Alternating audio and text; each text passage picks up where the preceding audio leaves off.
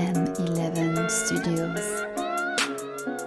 M-11 gon' tell you how it is. True story. M-11 gon' tell you how it is. True story. M-11 gon' tell you how it is. True story. M-11 gon' tell you how it is. True story. M-11 gon' tell you how it is. True story. M-11 gon' tell you how it is. True story. M-11 gon' tell you how it is. True story. M-11 gon' tell you how it is. True story. M-11 gon' tell you how it is. True story. M-11 gon' tell you how it is. True story. M-11 gon' tell you how it is. True story. M-11 gon' tell you how it is. True story.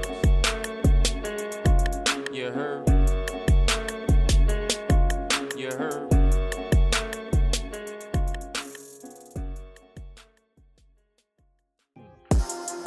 I used to ride them bikes with brakes and bolts, popping clutches, man. I did that shit in '94. You weren't the only nigga jumping shot. Saxon Rubenstein, I did that shit in '95. These niggas reppin' like they selling bricks. I used to run that shit, I did that shit in '96. We reminiscing about the old days. Don't make me flash out and go back to my old ways. I'm from the city of the great. Whoa, what's down? What's down? This M-11, you heard me? True M-11, you dig? Look, we gonna get into this segment, you know what I'm saying? Where we gonna talk about how I almost was a hot boy, but I changed my mind, you heard me? And I'm gonna tell you what I changed my mind. They had two different occasions. I almost lost my life for repping the Magnolia, you heard me? And that's why to this day I still rep the Magnolia, because nobody can tell me if I should or if I can't rep the Magnolia, you dig? Because I almost died over it, you feel me? So we gonna get into it like this. The first time was more like Vanessa had a splash, right? So she used to do this like every year. So everybody go to Biloxi, she get the school bus, get everybody packed on the bus, and everybody go to Biloxi. Get Pee Wee the DJ, and it's to go down, man. You used to have people from downtown, uptown, all over the place coming to Biloxi just for that, you know, for that splash, you know what I'm saying, with the Magnolia girls, you heard me? And we went out there, you know what I'm saying? We shot out there, and Slim had just, like, I just missed him to get in the car with me to go to Biloxi, you feel me? Because he had just got out of jail, you feel me? So I'm thinking he's still in jail, find out that he was looking for me to go to fucking Biloxi, you dig? But, you know, that was unfortunate. But we ended up getting down there, right? So we down there. So I got, like, you know, I had a daiquiri, you know what I'm saying? So I got a daiquiri in the car with me while I was driving down there. So when I'm parking, I kind of went too far up on the bank, you know what I'm saying? Where it was all, you know, my little ground effect kit that was on the car had went up the bumper, you dig? So if I'd have backed up, I'd have lost my whole bumper, you feel me? So the dudes from the Iberville was out there, right? So the dudes from the Iberville saw my car up on the, you know, about to mess it up, you know what I'm saying? So they're like, ooh, you know, everybody making noises and shit. I'm like, damn, I didn't fuck my shit up. So what they did was they helped me pick my car up, right? So they picked my car up by the bumper like this, you know, by the fender, and I backed up to keep from messing up my whole front grill, you know what I'm saying? So shout out to Iberville for that, you know what I'm saying? But the day went on, you know what I'm saying? So we doing what we doing, we having fun, you know, ski boats, you know, jet skis, you know what I'm saying? Had a good time. And what ended up happening was the Biloxi police ended up breaking it up, right? Because, you know, it was too much going on. So they ended up breaking it up. So we left, because, you know, when we seeing the sign of the police, nigga, we getting back on the interstate, you know what I'm saying? So we flying down the interstate, you know what I'm saying? I was going 120 the whole time, like coming back from Biloxi. I mean, all us, Tonto, C2, everybody, we racing going back. You know what I'm saying? We probably about 10 cars deep, just cutting through traffic, you heard me? So by the time we got to like Slidell, man, they had a whole barricade. Like, they had the police waiting on us to pull us over, you feel me? Tonto and them, I got away because I slowed all the way back down to 60. You see what I'm saying? I slowed my car all the way down. Tonto and them went like another way, you know what I'm saying? So they got away from the police. So I get down there, then I realized that I had messed up my fog lights. You feel me? So somebody rocks kicked up off their car and messed my car up. You feel me? So let's get to that story, right? So right after that, I go to the Iberville, right? So I go to the Iberville, don't know something that had already kicked off in Biloxi, right? So I'm blind to what had been happening. And this is a fact that people need to know, that my sister stayed in the Iberville, right?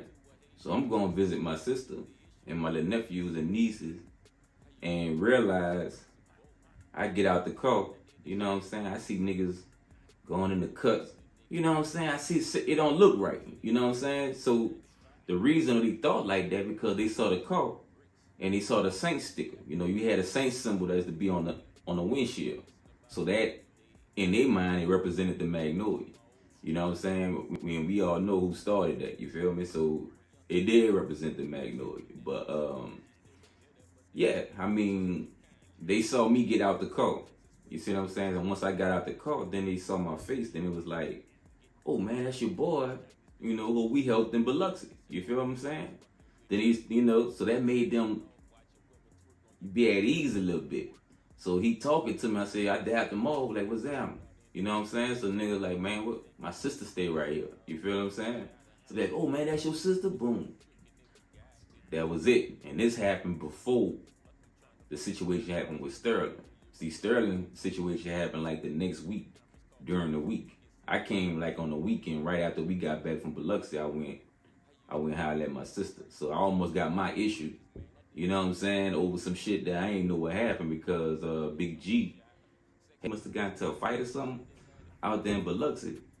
And they had beef with the Magnolia, you know what I'm saying? And I ain't even know it, you know what I'm saying? So it's like, I be like the bad guy when I talk about stuff like this because it's not being, nobody else ain't speaking on it. So it seems like I'm an outcast, like, man, he don't know what he talking about. But I'm just giving you my perspective. You feel what I'm saying? Just like Power Books too, like, you know what I'm saying? Kanan, you know what I'm saying? Time is stories. Now you getting true M-11 story. You know what I'm saying? It's only from my perspective and what happened to me in my life. You feel me? So after that, I jump in the car. I gotta go, you know, I go to Mossy, right? So I go to Mossy to try to get me some fog lights.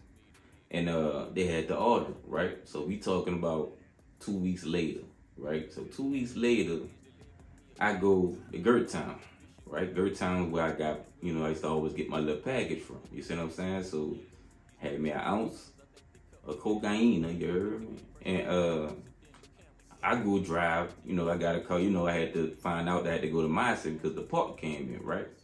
So I go to Mossy.